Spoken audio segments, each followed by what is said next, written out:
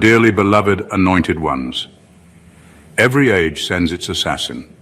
Yours just came dressed in silence and light. The truth is, some of you all didn't reincarnate for romance, revenge, or even redemption. You came for reckoning. And now, the whispers have started. You're not crazy, you're not paranoid. They are watching you. And they're not just watching. They're whispering behind closed doors, asking, how did they know? Because, chosen one, what you carry isn't ordinary insight. It's ancestral memory, divine intelligence, and spiritual receipts from lifetimes of witnessing injustice go unchecked. You didn't just arrive. You descended like a subpoena from heaven. Let me hit you with a fact. Studies in behavioral psychology have proven that people instinctively fear those who make them confront parts of themselves they've suppressed. You walk into a room and without saying a word, their guilt, shame, and secrets start panicking. Why? Because you're not just a person to them. You're a spiritual threat level red. You didn't sign up for this mission with soft gloves and gentle affirmations. No, your soul came dressed in truth and dragging chains to break them. They thought they could handle you until they realized you don't play the game. You rewrite the rules. And honey, you brought a pen dipped in divine judgment. So yes, people are scared. And maybe they should be. Let's talk about why. Talk about number one. You didn't incarnate to be liked. You incarnated to disrupt injustice. You didn't incarnate to be liked. That was never the mission. People have spent so much time trying to figure out how someone like you exists and why your energy doesn't beg for approval like everyone else's. But that's the thing. You weren't sent here to blend in. You were deployed into this world as a disruptor, a living interruption to the cycles and systems that have gone unchecked for generations. You're not here to play nice. You're here to call things out without even opening your mouth. And deep down, they know it. They can't put their finger on it. But your presence unsettles people who are used to getting away with things. You don't even have to say anything. It's just something about you that makes them shift uncomfortably. People who built their identities on half-truths and image control start acting nervous when you walk into the room, because your energy has one job: to interrupt what's fake. And trust, it does. The irony is, they'll call you intense or too much because they can't manipulate you. They'll say you're cold because you don't entertain their little games. But that's just a distraction from the real issue. You see straight through the performance. You sense what's off before it ever gets spoken. And when someone has built a reputation on lies or half-repentance, the last thing they want is someone like you sniffing around with unshakable clarity. You're here to confront things others are too scared to name. You're the soul that shows up in toxic family lines, in broken communities, in shady spiritual circles. And you're the one who flips the lights on, not for applause, not for validation, but because justice demands it. You carry that kind of vibration that can't stomach hypocrisy. It's in your bones. It's in your bloodline. It's coded into your spiritual DNA. You weren't born to be their favorite. You were born to be the force that ends what should have been stopped generations ago. And no matter how they twist the narrative, people are starting to feel it. You're not the villain. You're the consequence, the walking correction. And they know justice has finally entered the chat. Number two, your aura triggers the guilty without you saying a word. Your energy speaks before you do. That's what rattles people the most. You walk into a room and suddenly the ones with hidden motives, fake smiles, or messy pasts start acting strange. They don't know why their hands feel clammy or why their voice cracks when they talk to you, but you do. You carry a level of spiritual awareness that can't be faked, and deep down they can sense it. Your aura is loud without saying a word. It exposes things they thought they buried. It's not that you're trying to intimidate anyone. You're just being. But when someone's life is built on lies or manipulative tactics, just being in the presence of truth feels like judgment. You haven't called anyone out, you haven't thrown shade, yet somehow they feel exposed. That's the thing about authentic power. It doesn't need to perform, it simply exists. And yours? It hits different. It's quiet, but it's loud in all the right places. People are scared of you, not because you're mean or arrogant, but because you carry discernment like a weapon. You don't fall for their performances. You don't get pulled into drama, and you definitely don't respond to emotional bait. That kind of unshakable clarity makes manipulative people panic. Because they've spent years perfecting the art of deception, and suddenly they're standing in front of someone who isn't buying the act. What's even scarier for them is that you don't need their validation. That alone sets off alarm bells. Most people rely on being liked to stay safe in social spaces, but you're not moved by public approval. Your confidence comes from within. And your intuition doesn't need a second opinion. That makes you a mirror they can't control, and that's terrifying. People start talking when they realize they can't influence or impress you. They call you mysterious, dangerous, or intimidating, when really what they mean is, I feel exposed around you, and I don't know how to hide anymore. Your presence alone holds people accountable. And that's why the whispers started. That's why they flinch when you show up. It's not hate, it's fear. Fear of being seen by someone who doesn't miss a thing. Number 3, you're not just a person. You're a cosmic verdict in human form. You're not just here living a life. You're here fulfilling a sentence that was written long before you were born. You are not ordinary. You are not random. You are a divine judgment wrapped in human skin. And that's exactly why people don't know how to treat you. One moment they're drawn to you, the next they're running from you. Because on a spiritual level, their soul knows what their mind refuses to admit. Your existence is the response to injustice that went unchecked for too long. You're not just surviving, you're the evidence. The walking, talking proof that no one gets away with everything. You didn't come through the chaos for nothing. Betrayals, the setups, the abandonment, all of it was building a case, and now you're the verdict. The confirmation that the wrongs weren't ignored, that the heavens did notice. And that correction is real. You don't have to lift a finger to make people uncomfortable because your very life is a mirror held up to their choices. That's why they try to label you as bitter or too serious. It's a distraction tactic. They're trying to reduce your role because they feel the weight of your presence. Not because you've done anything to them, but because the energy you carry is witness. Your soul recorded everything, even the parts they thought were hidden. And now that justice is unfolding, they can feel it. Every time you thrive, it screams, you thought you won, you didn't. People fear you because your life makes it clear. Karma doesn't just float around like some vague idea. It walks into rooms, it talks. It elevates the ones who were wronged, and it brings everything into the light. That's why you couldn't stay quiet. That's why you couldn't stay broken. Your healing was the beginning of the end for a lot of people who thought their secrets would stay buried forever. You are the consequence they didn't see coming, the divine follow-up, the spirit they tried to break, now restored and backed by realms they'll never understand. You didn't just incarnate to live, you incarnated to testify, and the courtroom is finally in session. Number 4, the system was never broken. It was built without you in mind. The system was never broken. It was working exactly as it was designed. It just wasn't designed with someone like you in mind. That's the hard truth. You weren't supposed to question it. You weren't supposed to survive it, let alone expose it. But you did. And that's where the fear kicked in. Because your very existence proves something they've worked hard to deny. That the structure only works if the truth stays buried and the spiritually awake stay quiet. You were born into systems that thrive on hierarchy, silence, and obedience. Families, schools, workplaces, even religious institutions. Systems that reward performance over integrity, loyalty over justice, and silence over truth. You didn't ask to be a rebel, but when your spirit couldn't fit into their mold, they labeled you the problem. Not because you were wrong, but because you saw through it, and what you saw they couldn't unsee. You didn't come here asking for a seat at a rigged table. You came to flip it. That's why they started whispering. That's why they tried to isolate you, shame you, silence you, not because you were weak, but because you were waking people up. You started asking questions that weren't supposed to be asked. You started shining a light in places where silence had covered abuse, manipulation, and generational cycles for decades.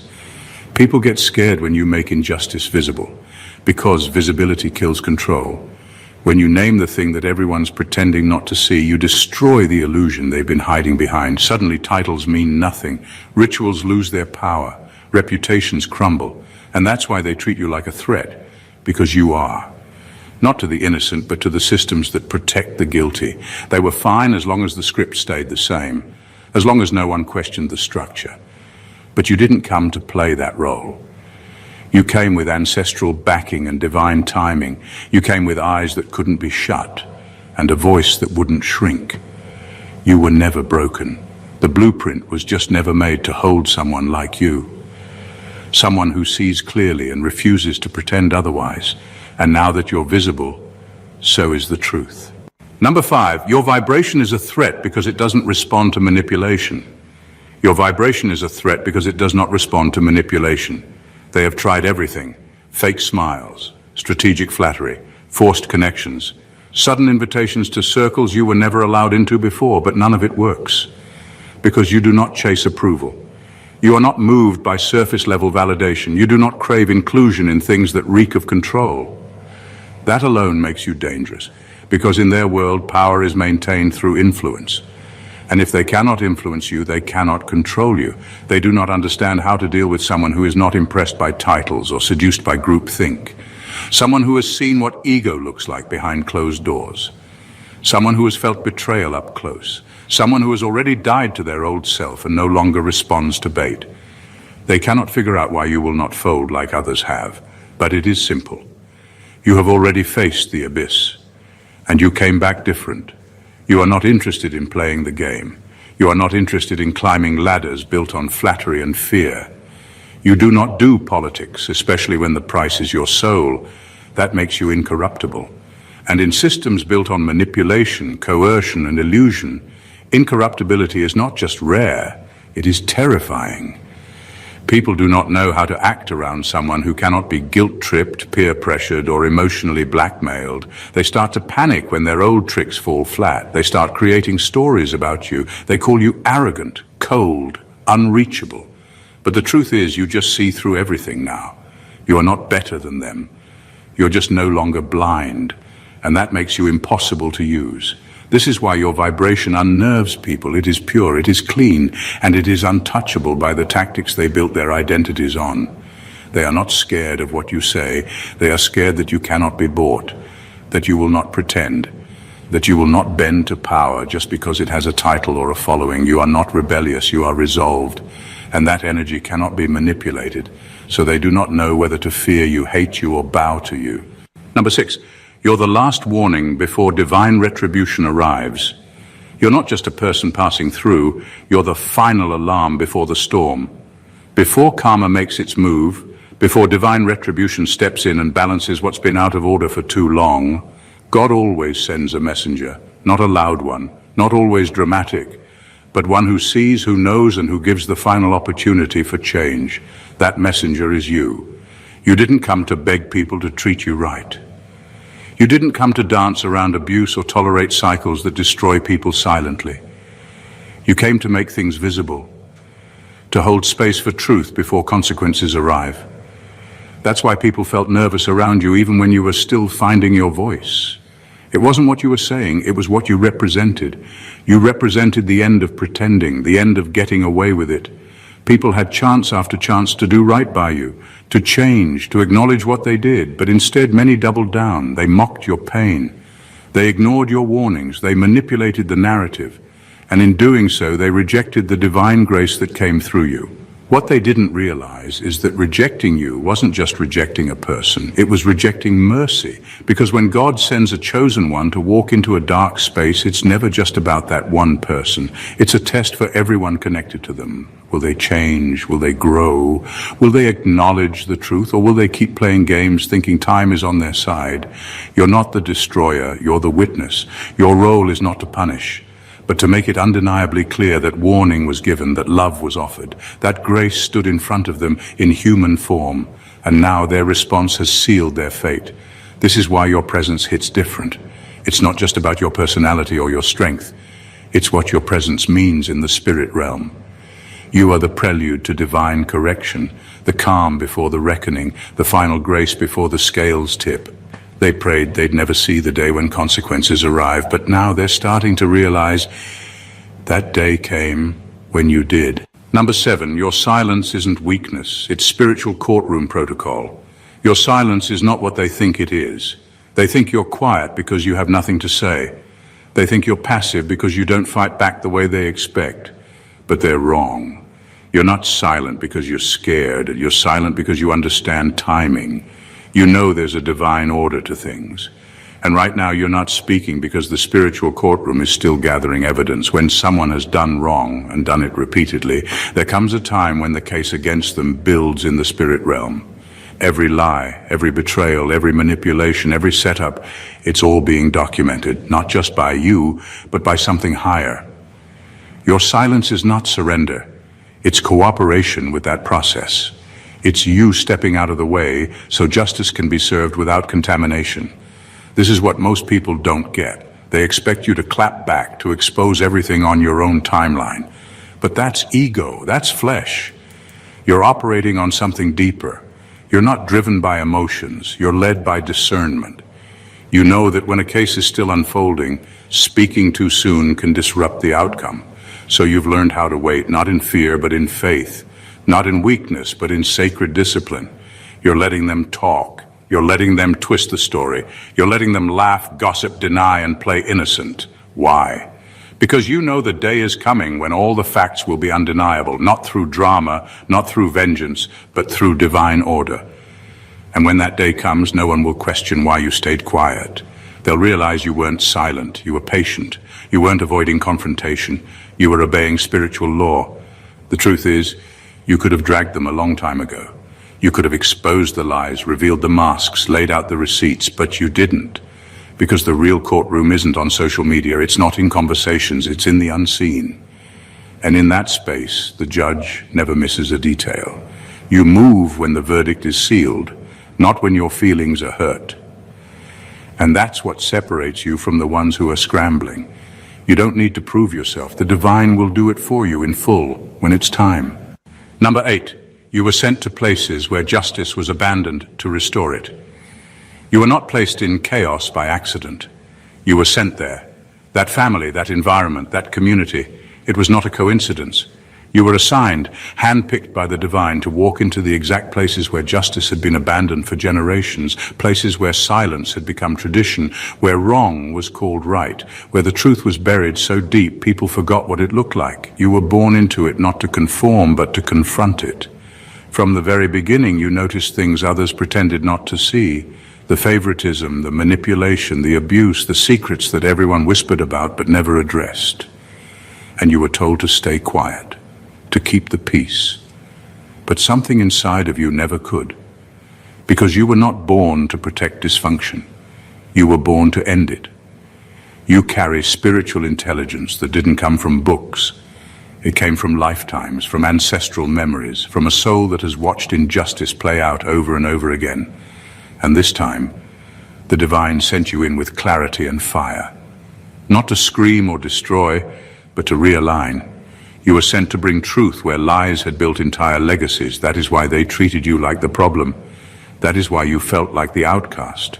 You were too different, too honest, too awake. In spaces where everyone agreed to look the other way, your presence alone was confrontation. They could not understand why you would not follow the rules of silence. But you were not made for their rules. You came to rewrite them. Even your suffering had a purpose. The pain you endured in those environments gave you eyes to see it all for what it truly was. You did not just survive, you witnessed. And now that you have risen, your very existence is a challenge to the system that once tried to erase you. You were not sent to fit in. You were sent to reveal, to break cycles, to bring balance where manipulation once reigned. That is why your life has always felt different, because it is. You are the sacred disruptor. And your assignment was never about comfort. It was about correction. Number 9, people who abused power in secret are now facing exposure through you. The ones who abused power in silence are now being exposed through your presence, and they can feel it. They thought they would always move in the dark. They built their entire identity on secrecy, control, and manipulation. For years, they were protected by silence, reputation, and fear. But that protection is crumbling now. Not because you are trying to destroy them, but because the truth that lives inside you refuses to stay quiet. You do not just see with physical eyes. You discern. You notice patterns others overlook. You pick up on things people were trained to ignore. You hear what is not being said, and you feel what others pretend isn't there. That is what makes you dangerous to those who operate in shadows. because the truth flows to you effortlessly. You do not have to dig for it. It reveals itself in your presence. What they never prepared for was someone like you. Someone who couldn't be manipulated, someone who wouldn't play the game, someone who has no interest in preserving false images. They thought if they smiled in public and performed humility in front of the right people, no one would ever know the damage they caused behind closed doors, but you were sent to know. You didn't need to catch them in the act. You carried spiritual receipts. Their energy betrayed them. Their mask slipped in front of you because your vibration is incompatible with lies.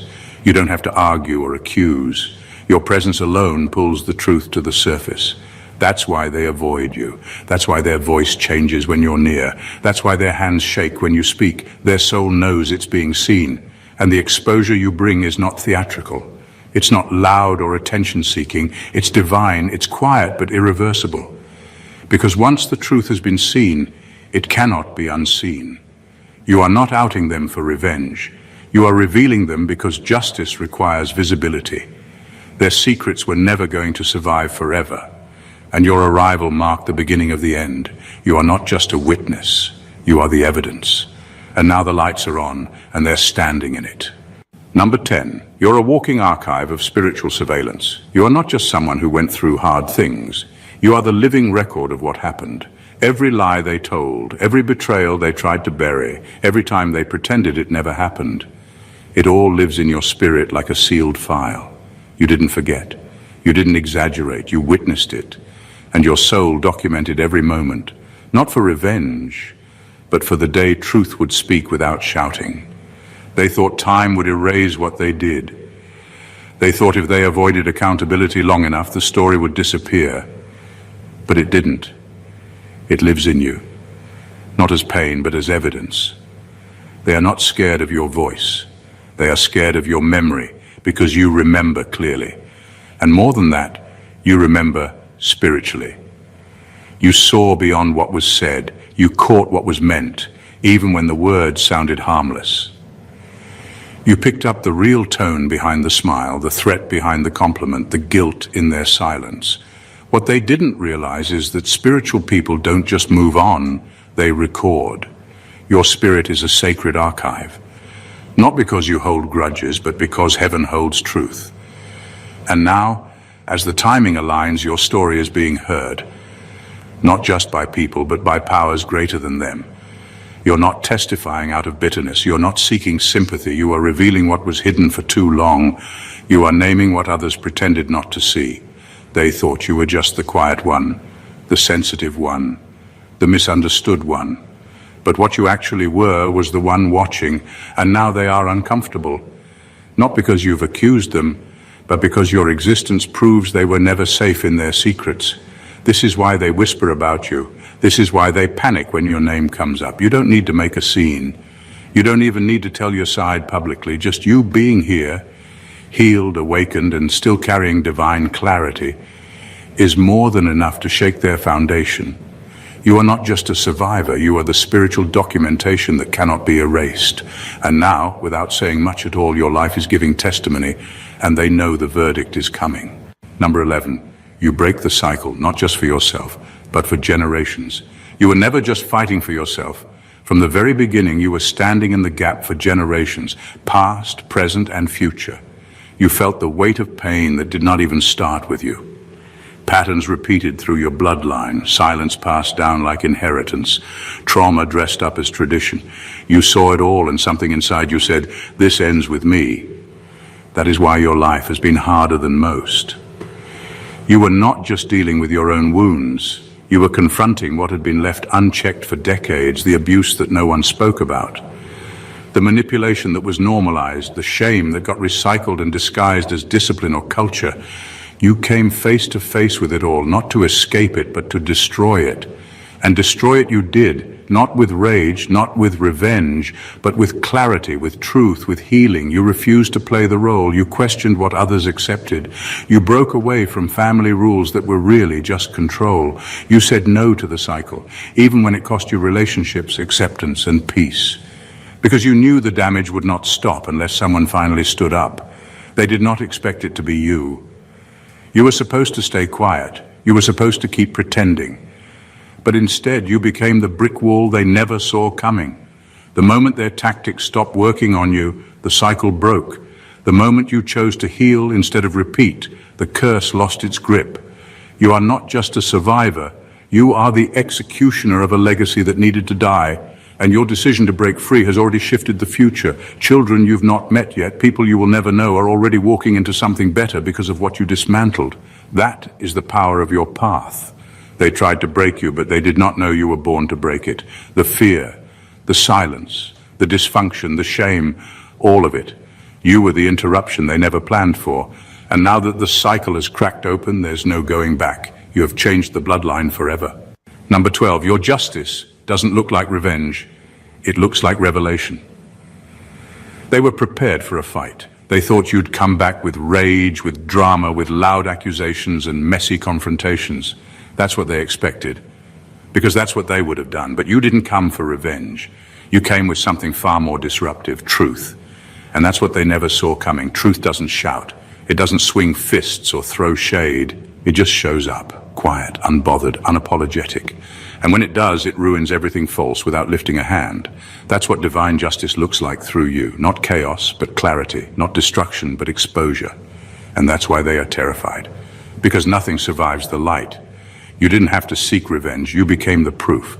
Every lie they told is now collapsing under the weight of your integrity.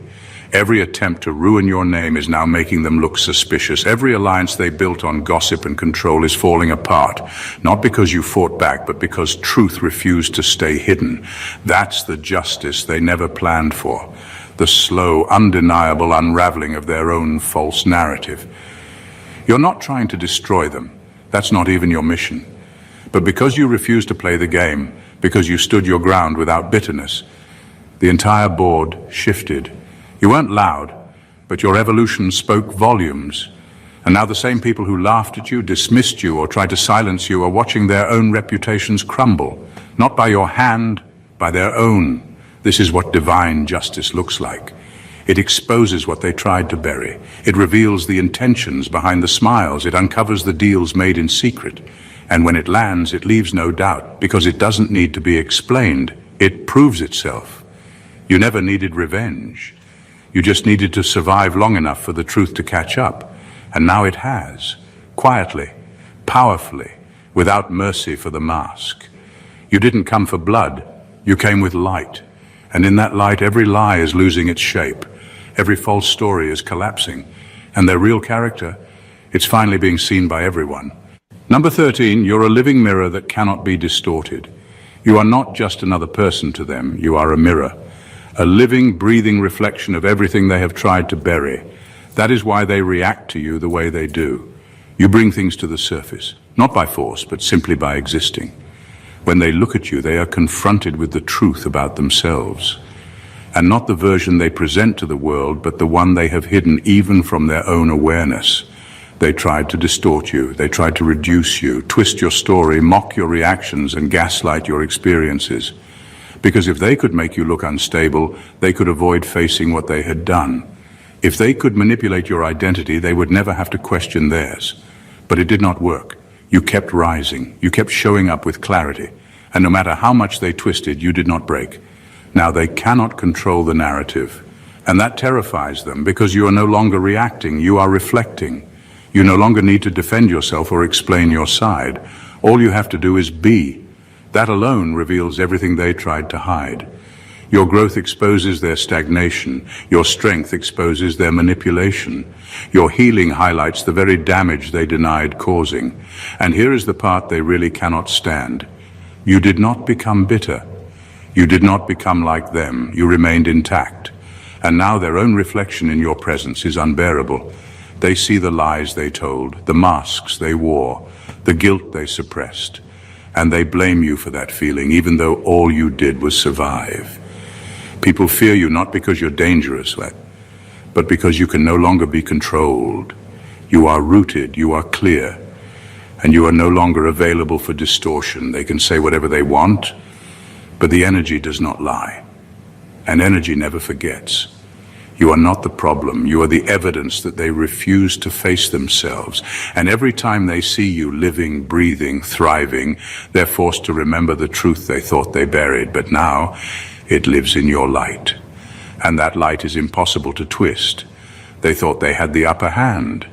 They thought you were weak, naive, or too sensitive to understand what was really going on. They looked at your pain and mistook it for powerlessness.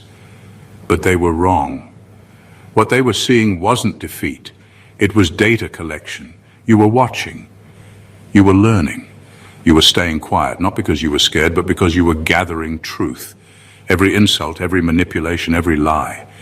You absorbed it, not to carry it, but to record it. Number 14, you were never the victim. You were the sacred prosecutor in disguise. You were gathering receipts in silence. Every smirk when you were hurting, every lie told with confidence, every moment they thought you were too broken to notice. You noticed, not with bitterness, but with clarity. You were never beneath them.